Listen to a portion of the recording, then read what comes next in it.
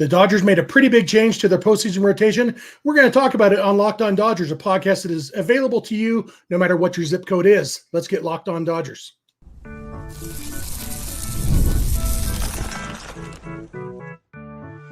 You are Locked On Dodgers, your daily Los Angeles Dodgers podcast. Part of the Locked On Podcast Network, your team every day.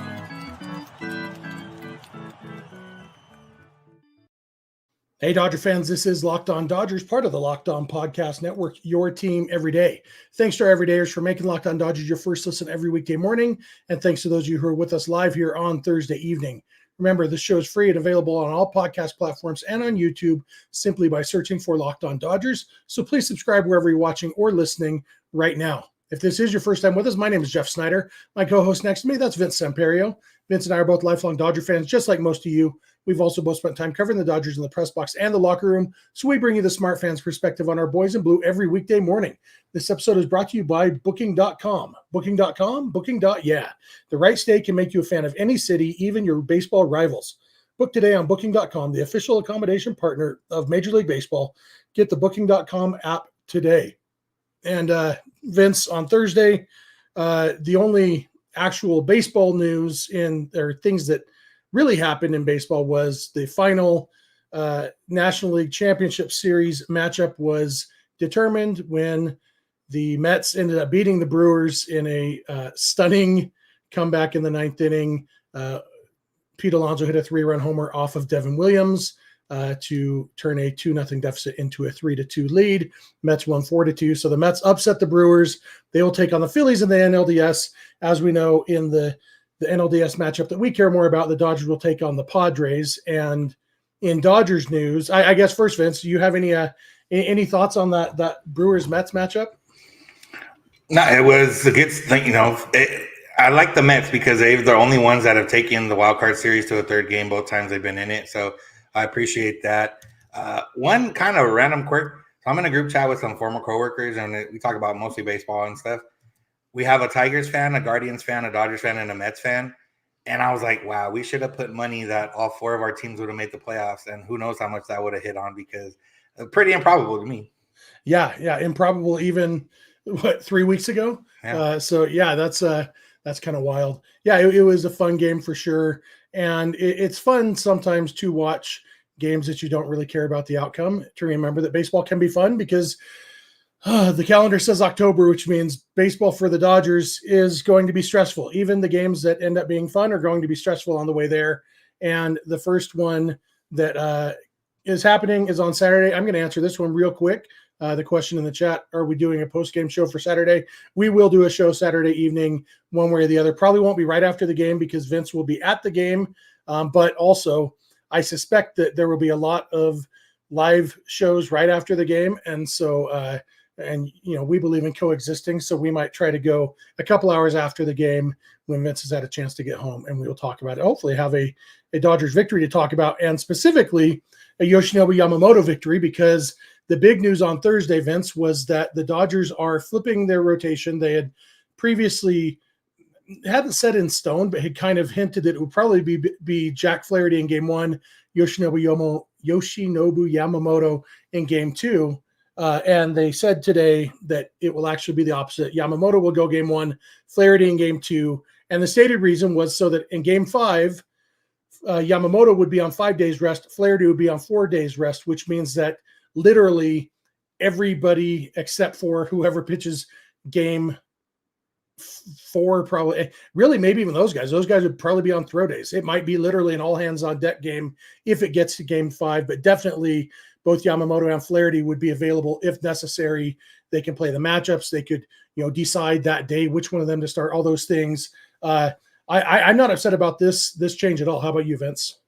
No, I mean, it makes sense to, we ran into this a little bit in 2021 when, Scherzer came back and threw on short rest or whatever. That was a weird one because Scherzer had to throw the wild card game to get in there. So a little bit different, but, if you're going to have, Johnny Holstaff, like we've been saying, then this makes sense. You want to have every single arm available to you on Sunday, or not on Sunday, on a game five that you could possibly have. And, I think there's a lot of different ways to look at it, but if you get to a game 5, it's all hands on deck, and you just do whatever you can to get to the next round and then figure it out later. And, that's what the Dodgers are preparing for. I do wonder if this means that they are leaning towards 14 and 12 in terms of roster construction. And this is why they wanted to have an extra arm available for them in a potential game 5. But, that's just me looking into a lot of different things when I'm thinking about doing a podcast. Yeah, for sure.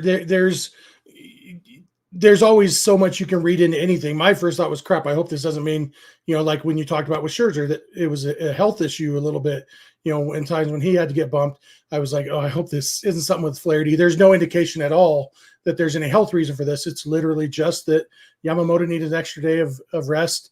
Obviously, if it does get to game 5, then 2 days after that would be game 1 of the NLCS. And obviously you can't play game 1 of the NLCS unless you win game 5 of the NLDS. But you also, you don't really want to go put yourself in a position where you do have to start Landon Knack or Walker Buehler in game 1 of the NLCS because you just used both Yamamoto and Flaherty in game 5. But again, the primary goal, if it goes to game 5, will be to win that game. Obviously, the ideal, I think what they should do is just sweep the series, and then Flaherty and Yamamoto are both ready, whichever one they want to do. We can start thinking about, okay, do the math on days off and decide which one of them is going to start game 1 of the NLCS. Because, I sure could go for some stress-free games, and just show up, blow them out every game, 3-game sweep, average score of 11-1.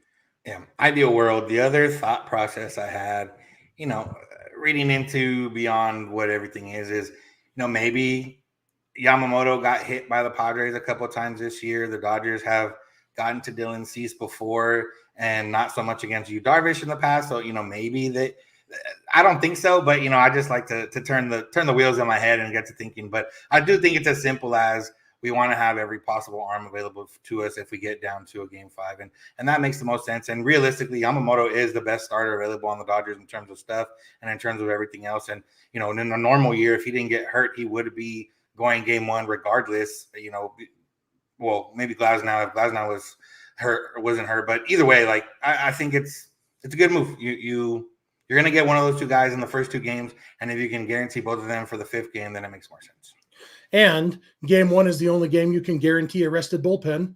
And with Yamamoto, there are questions about how built up he will be. Brandon Gomes did say he, I don't remember if it was Gomes or Roberts. I think it was Gomes, but they both talked to the media. One of them said they expect him to be basically built all the way up because, even during the regular season, he wasn't really going more than 100 pitches or so anyway. And they expect him to be built up to about 100 pitches. So essentially he's fully built up.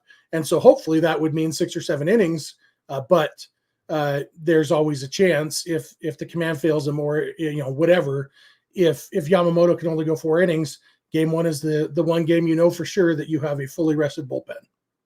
Yeah. That was the big news. The other news on Thursday was the Dodgers did play an intra-squad game. Saw some faces we haven't seen in a while, Bobby Miller, Dalton Rushing, a few other guys like that up from the minor league side to be involved in that. Didn't get any major hints on the roster. We will talk about the roster, our roster thoughts in the 3rd segment today. But when we come back, we're going to talk about just a few things that happened today in the inter-squad game that are at least maybe hinting at things that might go on in the NLDS. So thank you for making Locked On Dodgers your first listen every weekday morning, and please keep it Locked On Dodgers. This episode is brought to you by Tonal. When life gets busy, fitting in a workout can be stressful. With Tonal, you can get efficient workouts personalized just for you and available with the amount of time that you have.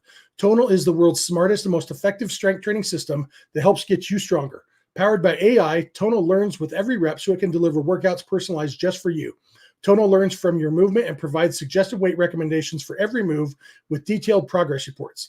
They even create personalized program and workout suggestions or recommendations based on your individual goals. It's like having a personal trainer at home with you, as Tonal will optimize every workout just for you. And unlike traditional gym equipment, Tonal uses adaptive digital weight to advance your training techniques. From professional athletes to moms of 3, Tonal is trusted by thousands who have become their strongest. Right now, Tonal is offering our listeners $200 off your Tonal purchase with promo code LOCKEDONMLB. That's tonal.com and use promo code LOCKEDONMLB for $200 off your purchase. Tonal.com, promo code LOCKEDONMLB, $200 off. We are back. Thank you for making Locked On Dodgers your first listen every weekday morning. Thanks again for those of you who are with us live. Thanks to our everydayers. If you're not an everydayer, it's easy to become one. Just watch or listen every weekday morning, and you can make that easier on yourself by subscribing wherever you're watching and listening right now. For your second listen, be sure to check out Locked On MLB, hosted by our buddy Paul Francis Sullivan, a.k.a. Sully, covering all of Major League Baseball. He does a really good job over there. Be sure to check out Locked On Sports Today and Locked On Sports Los Angeles over on YouTube. They're both 24/7 streaming channels. And Locked On Sports LA is where you can find the Locked On Dodgers postcast, hosted by Pete Fox after most Dodger games. And remember, you can catch every pitch of every Dodger game on SiriusXM or the SXM app just by searching for Dodgers. I was listening to today's Mets-Brewers game on SiriusXM in my car and remembered Bob Uecker's voice. I hadn't thought about Bob Uecker in a while, but that's who was playing on MLB Network Radio, so that was fun. Reminds me of the good old days watching Mr. Belvedere and Major League as a kid. And good old Bob Uecker. You can hear him on SiriusXM too. I guess not anymore now that the Brewers season is over. But sorry for telling you that too late. Freddie Freeman. Let's talk Freddie Freeman. Freeman played in the intra-squad game today, kind of. He batted. I believe he batted for both teams and didn't play defense for either team, which, that's maybe how he would prefer it if he could just bat all the time. But they also had Max Muncy doing some work at first base, and they've said if Freeman isn't available, then Muncy would be the first baseman and Kiké Hernandez would shift over to third. So kind of mixed signals on the Freddie Freeman availability front. Vince, what's your level of concern on Freeman? If it was just Freddie didn't play defense, I'd be like, yeah, well, why would he need to play defense? Like, realistically, he's not going to gain anything extra from being out there in the field because he's been playing first base his whole life, and he's, decently good at it for the most part. So I'm not worried about that. Max Muncy playing first. I mean, you have to prepare for everything. Max Muncy, they said, hadn't really practiced at first base since they signed Freddie Freeman. And, it's one of those where, like, Kiké and Taylor and, even Guy Rojas, whoever else, they're used to moving around. So, I've asked them before in the past, different times of, what do you do to get ready? Basically, like Kiké told me one time, like, whatever I'm at in the lineup, I'll just go take batting practice, there and shack balls or take ground balls. So, like, it's easier for them. For Muncy, who hasn't been across the diamond for a while, feet positioning, different things like that. The shift he hasn't been there since the shift has been off. So, you might have to cover more ground or attack things differently or whatever the case is. So I'm some of the wording in some of the quotes was a little bit more concerning. It was like, well, you never know with an ankle. So we'll kind of see what happens. And, we like to say we'll see for a lot of stuff here, but I don't know. They've been confident in guys coming back soon, and they didn't. And then maybe this is opposite. Yeah, it could be. I feel like it's going to be hard to keep Freddie Freeman out of the lineup, especially if he's hitting. If he's comfortable in the batter's box, I think that's the hard part. I think, even if his mobility is limited a little bit at first base, I would think having Freeman's bat in there instead of Kiké's is still a net positive. You would hope it's not too limited. Obviously, you'd hate to have a game come down to a play that Freddie couldn't make because of the ankle, but I think it's more likely, when you get the adrenaline going, I would guess after 9 days or whatever it will have been by Saturday, maybe the bigger risk is that Freddie re-injures it because he is going all out on a play on defense or whatever. And maybe that's the reason to have Muncy. Like, maybe they're sure that Freddie will be available on Saturday, but there is a nagging concern about, tweaking it or even, I guess maybe this kind of touches on what you talked about yesterday about the possibility of if they're planning on pinch running for Freddie Freeman, and that's why they're thinking about having 14 position players on the roster. Even that, you're going to need somebody to play first base after that. And it might as well be Muncy. Because Muncy at first and Kiké at third is better defense than Kiké at first and Muncy at third, presuming that it was like riding a bike for him. Because Muncy had turned into a very good defensive first baseman. I don't expect him to jump right back in and be that good, but I think that would be their best defensive alignment.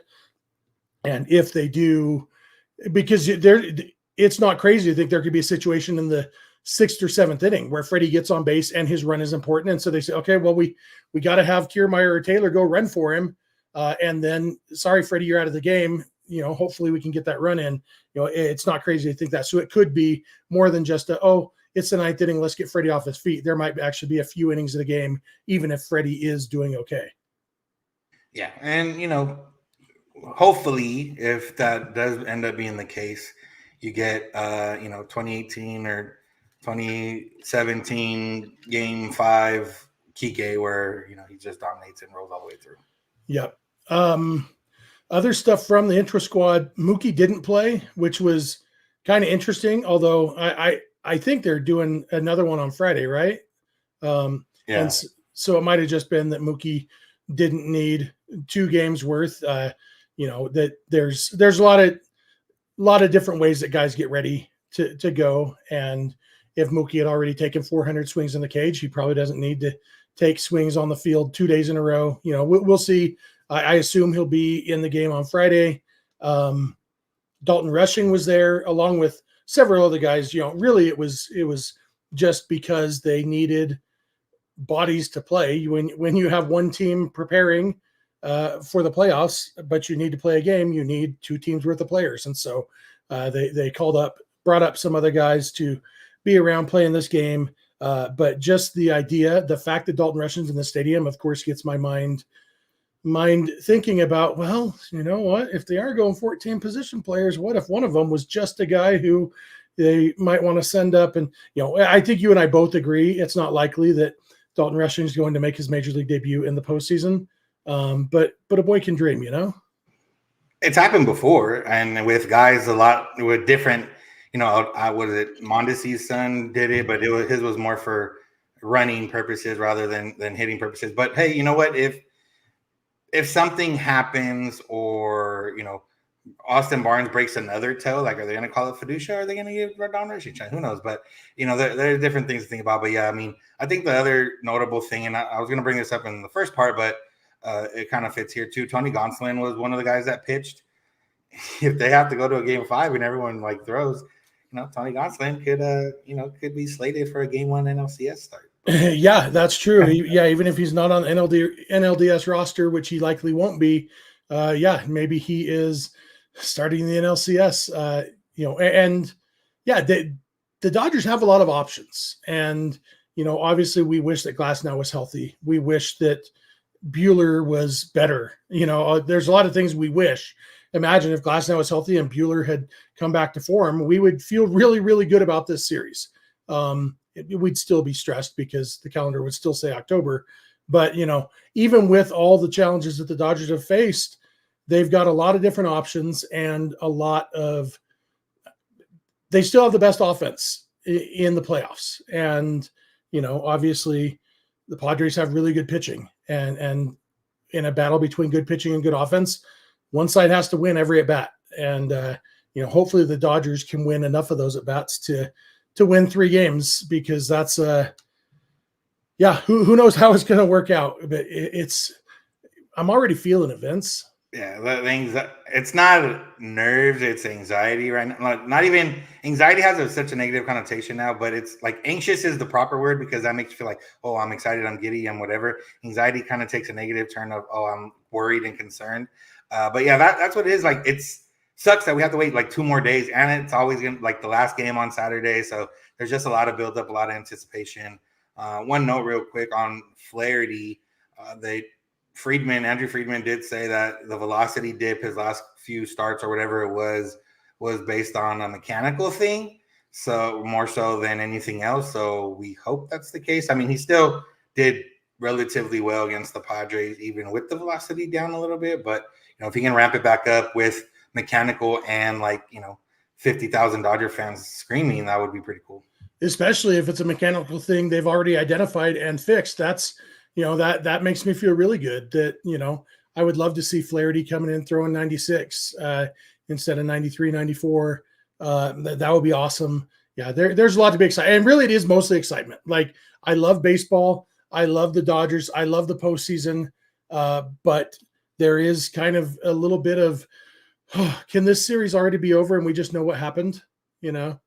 It's reminiscent. Well, I guess the last few, maybe not last year with the Diamondbacks, but like it's like 2021 with the Giants, where you don't know what's gonna happen, but the Dodgers are gonna or should be in it and should be fighting. And I think this Padres team is better than that Giants team in 2021, but I think this Dodgers team is a little better in terms of they have Shohei Ohtani, and these last 3 years the team didn't have Shohei Ohtani. So. For sure. Jackson's dad says, bold prediction, if the Dodgers score 10 or more runs every game, they will win. I like that, Jackson's dad. Let's make that happen. We're going to come back in a minute. We're going to talk about some roster thoughts, who we think will be there, who we think has a chance, all that stuff. So thanks again for making Locked On Dodgers your first listen, and please keep it Locked On Dodgers. This episode of Locked On Dodgers is brought to you by Booking.com, Booking.yeah. The postseason is here. And if you're thinking about following the Dodgers across the country this October, it might be time to explore those U.S. cities you always secretly wanted to learn more about. Yes, we're talking about other teams' cities. If you want to go down to San Diego, first you got to find somebody in San Diego, buy the tickets, because the Padres are afraid of opposing fans. But you want to go down. It's a beautiful city to stay, and hotels.com, Booking.com can help you find a hotel in San Diego with hotels, bed and breakfast, vacation rentals, resorts, and so much more. On Booking.com, you might just find your perfect stay, even in a rival team city. If a city has a big league team, it also has great places to stay. As I've told you, I've booked great hotels in nearly every MLB city in America, and Booking.com makes that so much easier. From hotels that overlook stadiums to family-friendly resorts, Booking.com has so many choices across the U.S. for your October travel this MLB postseason. The right stay can make you a fan of any U.S. city, even your rivals. Book today on Booking.com on the site or in the Booking.com app. Booking.com, Booking.yeah.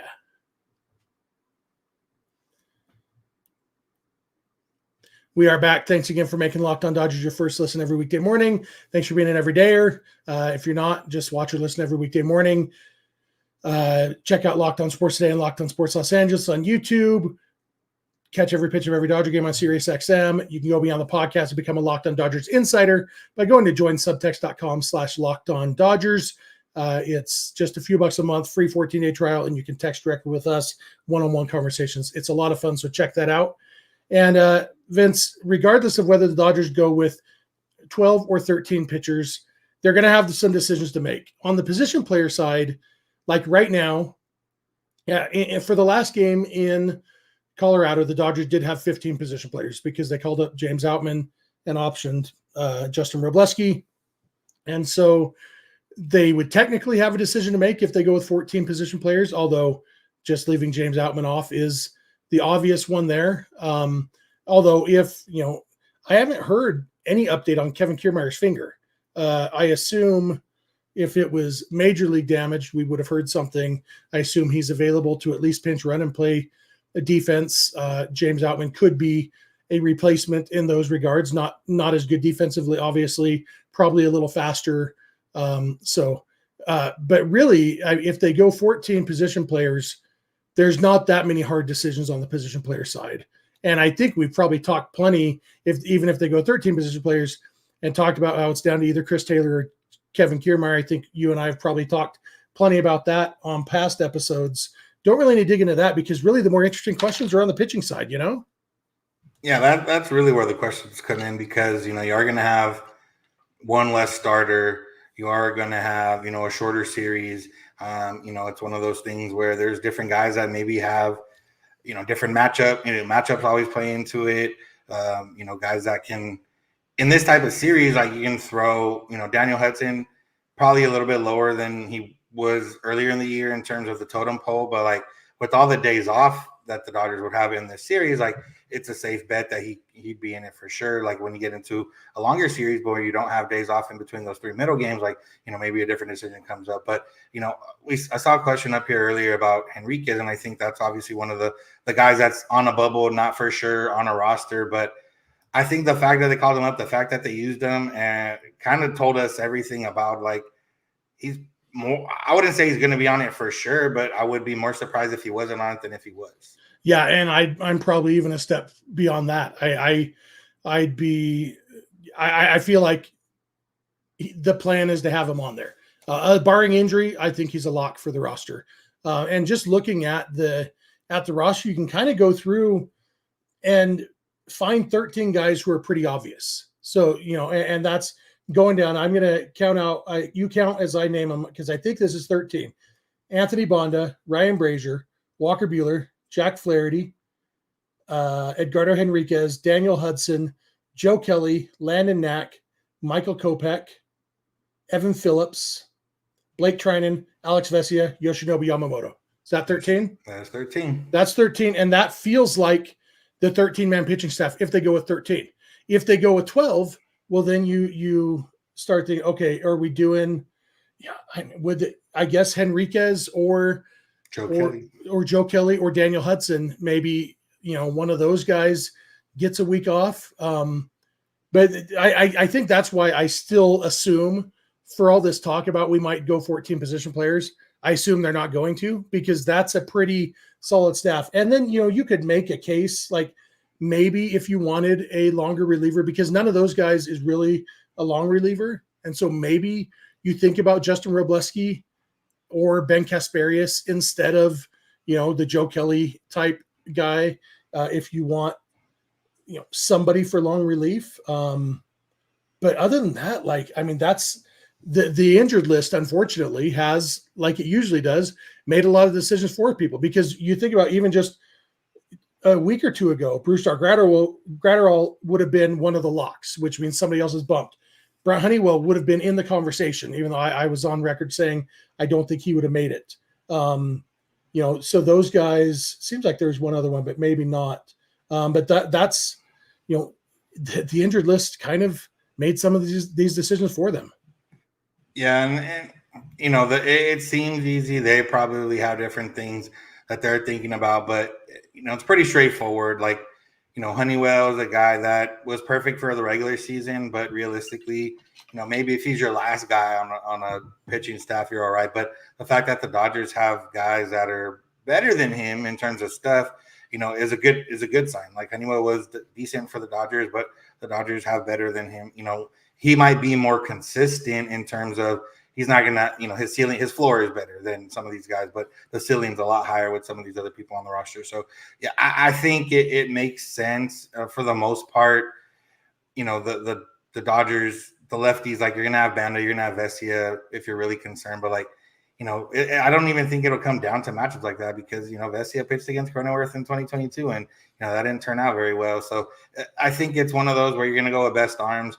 The lack of a guy with some innings is a little bit of where I'm like, okay, maybe that's something that they're thinking about. But I do think that, with it's time to go. Like, it's all go. And if you have a guy that doesn't go do his part in terms of the starting pitcher, everybody's going to have to contribute a little bit extra. But you do have 2 built-in days off in this series, to where, a long man is really only needed in mop-up duty, and you're hoping that if it is mop-up duty, you're winning, and who cares who's throwing at that point. Yeah, absolutely. There's so many days off in the postseason. One of the things that it makes it a totally different sport than the regular season. In the regular season, a team is rewarded for having a deep rotation, and in the postseason, you can get by with a couple really good starters, and that's good news for the Dodgers this year, because their rotation depth has been tested.